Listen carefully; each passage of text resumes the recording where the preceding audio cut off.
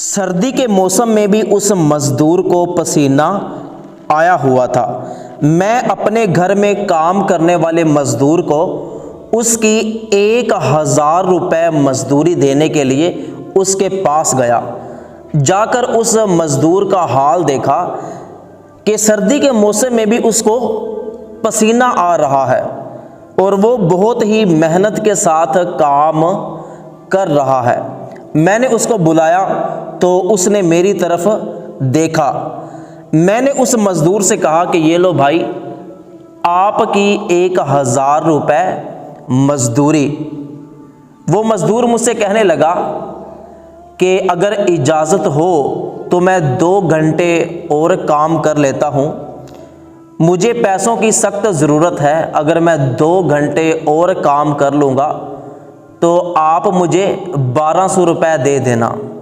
میں نے کہا کہ ٹھیک ہے، میں اپنے بڑے بھائی سے پوچھ کر آپ کو بتاتا ہوں۔ میں اپنے گھر میں گیا، جا کر دروازہ کھٹکھٹایا تو میرا بڑا بھائی باہر آیا۔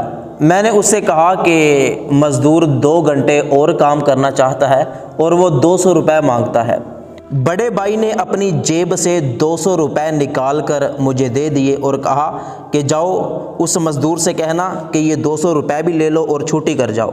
میں نے کہا کہ ٹھیک ہے۔ میں دوبارہ پھر اس مزدور کے پاس چلا گیا۔ میں اس مزدور کے پاس پہنچا اور جا کر اس مزدور سے کہا کہ یہ لو بھائی، اپنی 1200 روپے مزدوری یہ لو اور آپ چلے جاؤ، آپ کو چھٹی ہے۔ وہ مزدور کھڑا ہو کر مجھے کہنے لگا کہ ابھی میں 2 گھنٹے اور کام کروں گا، پھر میں یہ پیسے لوں گا اور پھر جاؤں گا۔ اس مزدور نے پھر سے کام کرنا شروع کر دیا۔ میں اس مزدور کے قریب گیا اور جا کر کہا کہ بھائی نے آپ کو چھٹی دے دی ہے، آپ مزدوری بھی 1200 لے لو اور چلے جاؤ۔ وہ بار بار ضد کیے جائے کہ نہیں، میں نے 2 گھنٹے اور کام کرنا ہے، میں نے اپنے بچوں کے لیے حلال کے پیسے لے کے جانے ہیں، تو میں 2 گھنٹے اور کام کروں گا پھر جاؤں گا۔ میں نے محبت کے ساتھ اس کا ہاتھ پکڑا اور اس طرف لے آیا۔ پھر میں نے اس کے ہاتھ میں اس کی مزدوری دی۔ بڑی مشکل کے ساتھ وہ اس بات پر راضی ہو گیا کہ اب وہ بغیر 2 گھنٹے کام کیے 1200 روپے مزدوری لے کر چلا جائے گا۔ پھر میں نے اس بندے کے حلیے پر بھی غور کیا۔ اس کے کپڑے بالکل پھٹے پرانے تھے اور جو جوتے اس نے اپنے پیروں میں پہن رکھے تھے وہ بالکل آگے اور پیچھے سے ٹوٹے ہوئے اور نامناسب جوتے تھے۔ خیر، اس نے اپنی 1200 روپے مزدوری مجھ سے پکڑی اور اپنا سامان سمیٹنے لگا۔ اپنا سامان سمیٹنے کے بعد اس نے اپنا سامان اپنے کاندھوں پہ رکھا اور چل پڑا۔ لیکن میں نے ایک عجیب بات یہ دیکھی کہ جب وہ 1200 روپے مزدوری لے کر جا رہا تھا، اس کے چہرے پر بہت زیادہ مسکراہٹ تھی، جیسے کہ اس نے لاکھوں روپے کما لیے ہوں۔ خیر، مجھ سے رہا نہیں گیا، میں جلدی سے دوڑ کر اس کے پیچھے گیا۔ کہا کہ یار، صرف 1200 روپے آپ کو مزدوری ملی ہے، آپ 1200 روپے لے کر مسکراتے ہوئے جا رہے ہو، حالانکہ سارا دن آپ نے کام کیا ہے، تھکاوٹ کے آثار بالکل آپ کے چہرے سے غائب ہو گئے، اس کی وجہ کیا ہے؟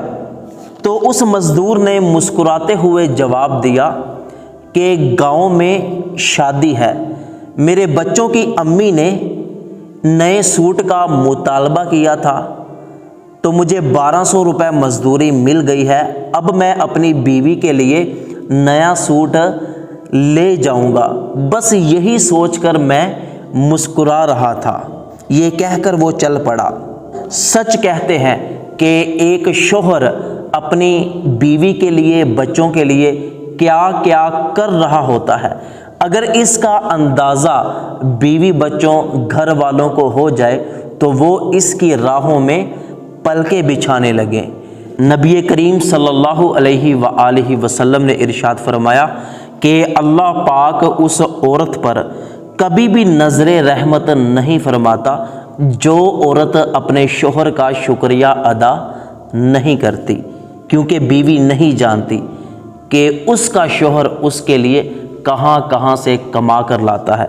تو اللہ پاک ہر بیوی کو اپنے شوہر کا شکریہ ادا کرنے کی توفیق عطا فرمائے۔ ثواب کی نیت سے ویڈیو کو اپنے تمام دوستوں تک ضرور پہنچائیے گا۔